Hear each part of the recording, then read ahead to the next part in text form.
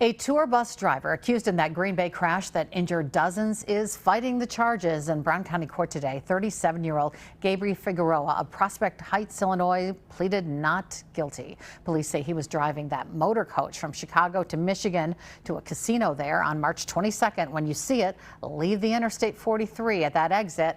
Cross Webster Avenue, went down the road and an embankment. 41 people hurt, injuries from bruises to broken bones and even a spine fracture. He told officers the brakes failed as he exited to refuel. The complaint says he showed no signs of intoxication. He later admitted his personal and commercial licenses, though, were revoked. Figueroa is free on $5,000 bond and will be back in court July 9th.